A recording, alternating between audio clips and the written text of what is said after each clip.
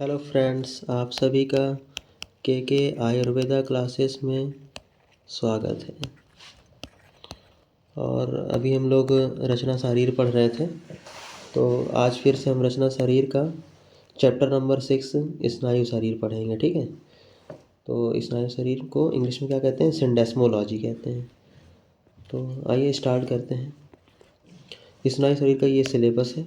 क्या है? Concept of स्नायु एंड इट्स क्लिनिकल इम्पॉर्टेंस। ठीक है, तो आइए स्टार्ट करते हैं। क्या है?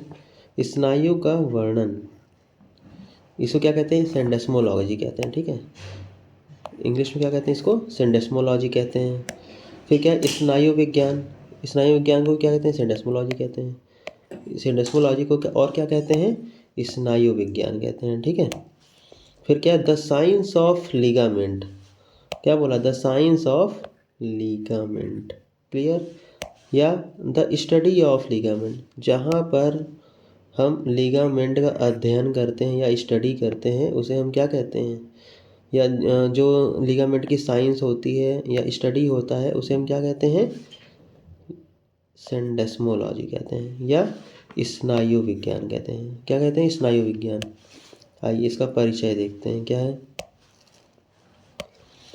स्नायु शरीर का श्वेत सूत्र में वाइट फाइब्रस ऑफ प्लेक्सस उपधातु है, जो संधि और मांसपेशी के बंधन में काम आते हैं। ठीक है, तो ये सिंडेस्मोलॉजी यानी कि स्नायु क्या होता है? स्नायु क्या होता है? शरीर का श्वेत सूत्र में। ठीक है, याद रखिएगा, श्वेत सूत्र में होता है, मतलब सूत्र की तरह होता है श्वेत। क्या?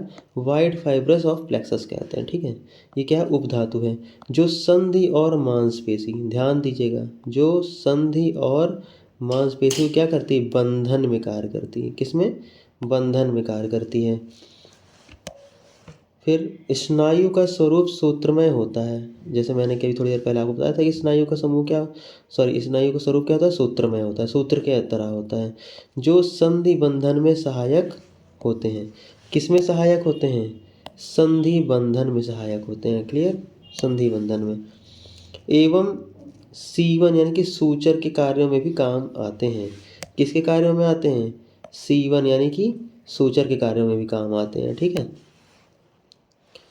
फिर क्या है? स्थान भेद से आकार के अनुसार इन्हें टेंडन, फाइब्रस टिश्यू, लिगामेंट, एपोनेुरोसिस, ठीक है, वर्बुलर बैंड ऑफ मसल्स की मसल्स भी क्या कहता है? कहा जाता है। ठीक है, मसल्स भी कहा जाता है। क्या कहते हैं इसको? स्थान भेद से क्या कहते हैं? टेंडन कहते हैं, फाइब्रस कहते हैं, टिश्यू कहते हैं, लिगामेंट कहते हैं, एपोनेुरोसिस कहते हैं, और क्या? वेबुलर बैंड भी कहते हैं ऑफ मसल्स। ठीक है, तो ये कुछ नाम है, इनको याद रखिएगा। ठीक है, फिर क्या है? अब इनकी संख्या देख लेते हैं, कितनी संख्या होती है स्नायु की। स्नायु की संख्या कितनी होती है? 900 होती है। कितनी? 900। अब स्नायु में भी शाखाओं में क्या होता है? षडंग के अनुसार देखेंगे। ठीक है, षडंग शाखाओं में कितने? 150। शाखाएं कितनी होती हैं? 150 की शाखाएं 4 होती हैं, तो मिला के टोटल कितना बन गया? 150 इंटू 4 कितना हो जाएगा? 600 आ जाएगा। ठीक है, कितनी स्नायु होती हैं टोटल? शाखाओं में कितनी होती हैं? 600 स्नायुएँ होती हैं। फिर नेक्स्ट क्या आता है? शाखा के बाद मध्य शरीर। तो मध्य शरीर में कितनी होती है? 230 होती हैं। मध्य शरीर में 230 होती हैं। ग्रीवा के ऊपर कितनी होंगी? 70 होंगी। ग्रीवा के ऊपर 70। तो शाखाओं में हो गई 600, मध्य शरीर में हो गई 230, और ग्रीवा के ऊपर कितनी हो जाएंगी? 70 हो जाएंगी। अब इनका टोटल अगर कर दिया जाए तो कितनी स्नायु हो जाएंगी? टोटल 900 स्नायु होती है। ठीक है, इसको क्या करना है? रट्टा मार लेना है। ठीक है, इम्पॉर्टेंट संख्या आती है लिखने के लिए। ठीक है, तो इसको रट्टा मार लेना होगा। अब षडंग की बात करें तो आइए शाखाओं से स्टार्ट करते हैं। ठीक है, शाखाओं की स्नायु कौन कौन सी होती हैं?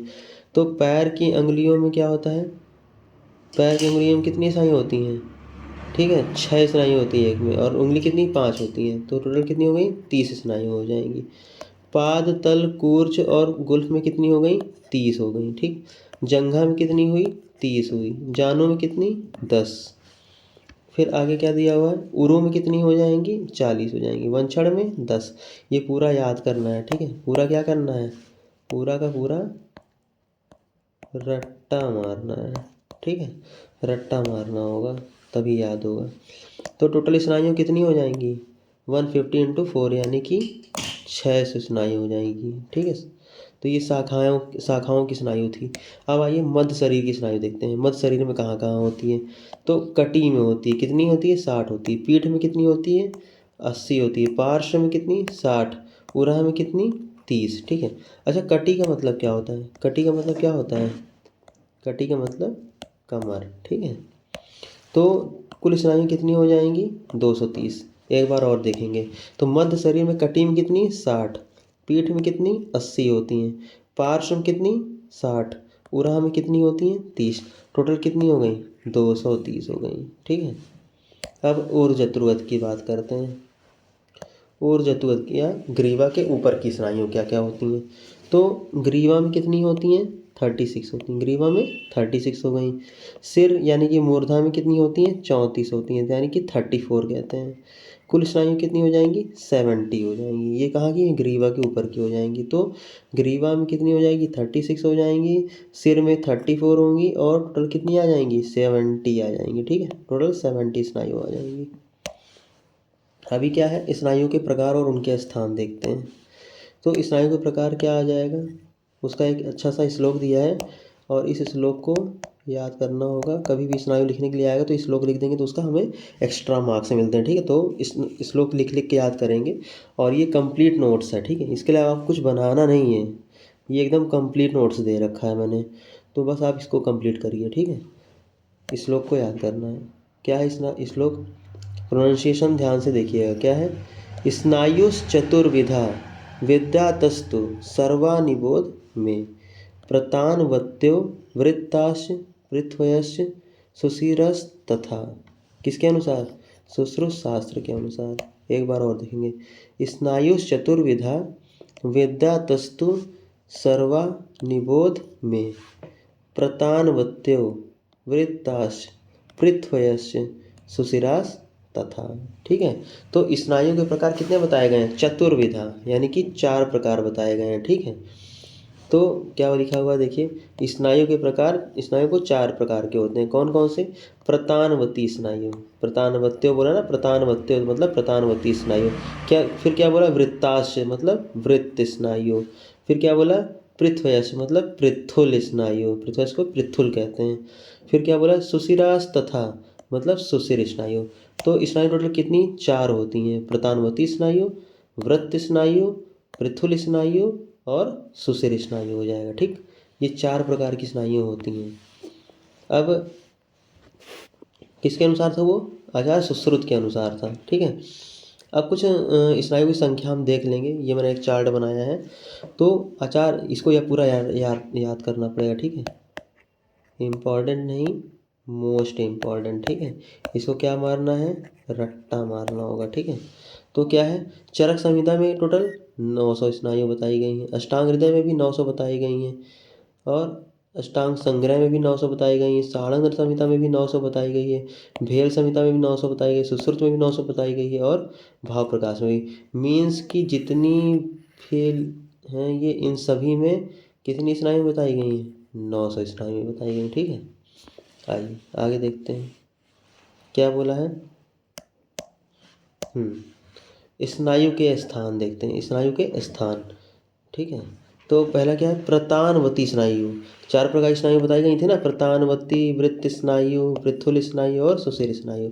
तो अभी हम क्या देखेंगे, प्रतानवती स्नायु देखेंगे। क्या बोला है, शाखाओं में तथा संधियों में होती हैं। कहाँ होती हैं, शाखाओं में और संधियों में होती हैं। रट्टा मारेंगे, तो प्रतान के समान लंबी होती है। क्या होती है, किसके समान, प्रतान के समान लंबी होती है। ठीक है, फिर क्या है नेक्स्ट, वृत्त स्नायु। तो वृत्त स्नायु क्या होगा, गोल कंडराओं को वृत्त स्नायु कहते हैं। जो गोल कंडराएं होती हैं, क्या होती हैं, गोल कंडराओं को क्या कहते हैं, वृत्त स्नायु कहते हैं। ठीक है, ये भी शाखा और संधियों में होती है। ये भी कहाँ होती है, शाखा और संधियों में, शाखा और संधियों में। जैसे प्रतानवती स्नायु थी, वो प्रतान के समान लंबी होती है और रहती कहाँ पे है, शाखा और संधियों में रहती है, शाखा और संधियों में रहती है। उसी प्रकार वृत्त स्नायु जो है, ये वृत्त स्नायु कहाँ रहती हैं, शाखा और संधियों में रहती हैं। ठीक है, और क्या होती हैं, वृत्त के समान गोल होती हैं, वृत्त के समान गोल होती हैं। ठीक है, नेक्स्ट क्या है, पृथुल स्नायु। अच्छा, पृथुल को और क्या कहते हैं, चपटी कहते हैं, चपटी स्नायु, ठीक है। तो पृथुल क्या होती है, कहाँ कहाँ होती है, पार्श्व में, पार्श्व मतलब साइड में, उरहा मतलब क्या होता है, चेस्ट रीजन पे, पृष्ठ मतलब बैक, और सिर यानी स्कल में पृथुल चपटी स्नायु होती हैं।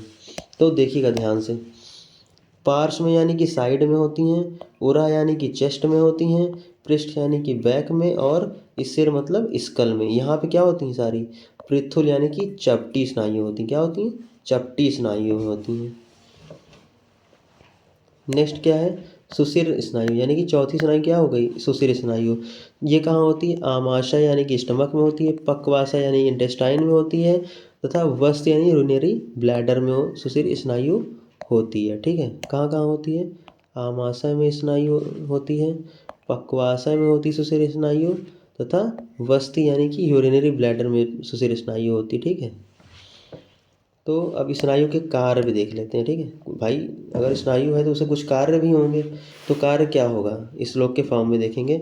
नौ यथा फलकास तीर्णा बंध नैर बहुभिर्युता भार क्षमा भवे तपसु निरुक्ता सुसमाहिता। किसके अनुसार, सुश्रुतशास्त्र के अनुसार। ये इम्पॉर्टेंट उतना नहीं, अगर याद कर लेंगे तो अच्छा है, नहीं याद करेंगे तो भी अच्छा है, ठीक है। तो क्या लिखा है, प्रोनाउंसिएशन देख लीजिएगा। नौ यथा फलकास तीर्णा बंध नैर बहुभिर्युता भार क्षमा, भार अक्षमा भवेदप्सु नृयुक्ता सुसमाहिता। मतलब कि जिस प्रकार बहुत से बंधनों से युक्त अच्छी तरह से जोड़ी हुए लकड़ी के फलकों यानी वुडन की नाव यानी बोट गहरे पानी में डाल देने पर अधिक भार संभालने में समर्थ होती है। क्या बोला है, जिस प्रकार बहुत से बंधनों से युक्त अच्छी तरह से जोड़ी हुए लकड़ी के फलकों, ठीक है, लकड़ी के फलकों की नाव को गहरे पानी में डाल देने पर क्या होता है, अधिक भार सहता है और संभालने में समर्थ भी होता है, ठीक है। फिर क्या बोला है, उसी प्रकार इस शरीर में जितनी संधियां हैं, क्या है, उसी प्रकार इस शरीर में जितनी संधियां हैं, ठीक है, वे सभी बहुत से स्नायुओं द्वारा बंधी हुई होती हैं। किससे बंधी होती हैं, बहुत सी स्नायुओं को द्वारा बंधी होती हैं। इसी से मनुष्य अधिक से अधिक भार उठाने में समर्थ होता है, ठीक है। इसी से मनुष्य क्या है, अधिक से अधिक भार उठाने में समर्थ होता है। तो अब इसका पहला पॉइंट क्या होगा, स्नायुओं के जाल मांसपेशियों में फैले रहते हैं, जिनसे इनकी संकोच एवं प्रसारण प्रसरण की क्रिया में सुविधा बनी रहती है। क्या बोला है, स्नायुओं के जाल मांसपेशियों में क्या होते हैं, फैले रहते हैं, जिनसे इनकी संकोच, ठीक है, या प्रसारण की क्रिया क्या होती है, सुविधा बनी रहती है, ठीक। नेक्स्ट क्या है, स्नायुओं को आचार्य सुश्रुत ने व्रणाध्याय में सीवन यानी कि सूचर के लिए उपयुक्त बताया है, ठीक है।